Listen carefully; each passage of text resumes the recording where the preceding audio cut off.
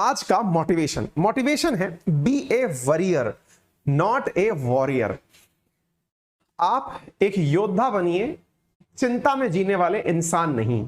साथियों, अक्सर हमारे साथ होता क्या है, हम लोग चिंता करते करते चिंतक बन जाते हैं। वास्तविकता में शुभ चिंतक होना, चिंतनशील व्यक्ति होना, ये शब्द तो शोभा देते हैं। जब हमसे कोई कहता है कि आप बड़े ही चिंतनशील प्राणी लगते हैं, आप निरंतर चिंतन करते हैं, सुनकर अच्छा लगता है।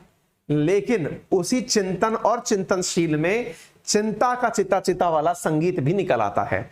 आप में से बहुत सारे साथी ऐसे हैं जो जीवन भर की इस उधेड़ बुन में चिंता को एक बहुत बड़ा स्थान दे देते हैं। मैं कोई अलग नहीं हूं, टेंशन मुझे भी होती है। आज उसी टेंशन के चलते ही आप लोगों की क्लास जो रेगुलर मैंने पूरे वीक 9 बजे ली है, वो अब 10 बजे जाकर के शुरू हुई है। उसका कारण था जो इमीडिएट एंजाइटी थी कि मैं अपने साथियों के साथ में जस्टिस कर पाऊं, इसके लिए सारी न्यूज को प्रॉपर तरीके से, क्योंकि क्या होता है, एक ऐसी न्यूज पढ़ाना जो कि लंबे समय से चली आ रही हो, उसमें अपडेट देना आसान होता है।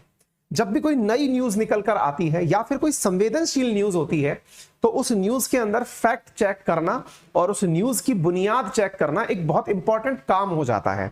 हमारी टेक्निकल टीम, हमारा कंटेंट डिपार्टमेंट जो डेवलप करके मुझे सारी चीजें देता है, वो अपने लेवल पर पूरी मेहनत करके मुझे चीज उपलब्ध कराते हैं। मुझे उनकी निष्ठा पर कोई डाउट नहीं है। वो समय से मुझे कंटेंट उपलब्ध भी करा देते हैं।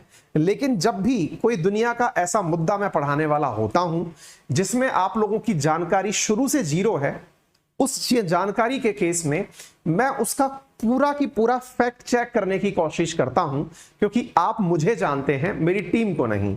ऐसी स्थिति में भी त्रुटि होने की संभावना होती है।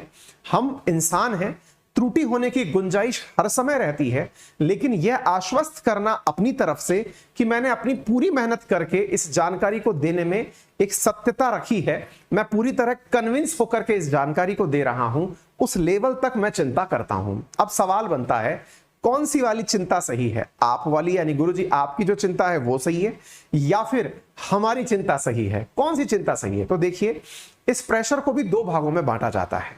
एक ऐसा प्रेशर जो आप लोगों को काम करने के लिए प्रेरित करे, वो अच्छा है। यानी कि एक ऐसा स्ट्रेस, इसे सकारात्मक स्ट्रेस कहा जाता है।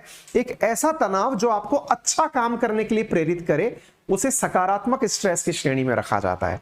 वहीं एक ऐसा तनाव जिसकी वजह से आप काम से हाथ पांव उठा के बैठ जाएं कि नहीं, मुझसे तो नहीं हो पाएगा, आपकी परफॉर्मेंस डाउन हो जाए।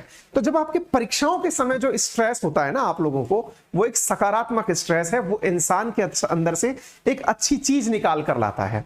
जिस प्रकार से मैं जब आपकी क्लास में आता हूं, तो जो स्ट्रेस मुझे होता है वो एक सकारात्मक स्ट्रेस है। जिस समय आप तक एक अच्छी जानकारी पहुंचाने की नित्य मेहनत होती है, मुझे 50 फैक्ट रट के आपको सुनाने होते तो ये काम बहुत आसान होता। मैं आपको 10 फैक्ट के बारे में धड़ाधड़ एक क्वेश्चन पे 10 फैक्ट रटाता, ये काम बहुत आसान होता, क्योंकि रट्टालॉजी है, वो आगे भी काम आ जाएगी। लेकिन किसी जानकारी को आप तक लेके आना, उसके प्रति जो स्ट्रेस है, आपके विद्यार्थी जीवन में भी पढ़ने का स्ट्रेस अच्छा है, लेकिन बेरोजगार हो जाने का स्ट्रेस बुरा है। समझिए आप इस बात को। पढ़ते समय अगर आपको कोई स्ट्रेस आ रहा है कि यार मेरी पढ़ाई क्यों नहीं हुई, आज मुझे पढ़ना चाहिए था, 1 घंटे का टाइम कहां बर्बाद हो गया, इस प्रकार का अगर तनाव आपके जीवन में आता है, अच्छी बात है। लेकिन आप बैठे बैठे खाली यही सोच रहे हैं कि मेरा भविष्य क्या होगा, मैं जिंदा रहूंगा या नहीं रहूंगा, पता चले मुझे, मैं जब तक बड़ा हूं तब तक बेरोजगारी बहुत बढ़ जाएगी, सर ने भी कुछ दिन पहले एक वीडियो कर दिया है कि आर्थिक मंदी आने वाली है। इस तरह की जो चीजें हैं ना, इनको साइड में रखकर चलिए आप। ये तनाव आपको परफॉर्म करने से रोकते हैं, है ना। तो विद्यार्थी जीवन में यू स्ट्रेस लेकर चलिए, सकारात्मक स्ट्रेस लेकर चलिए।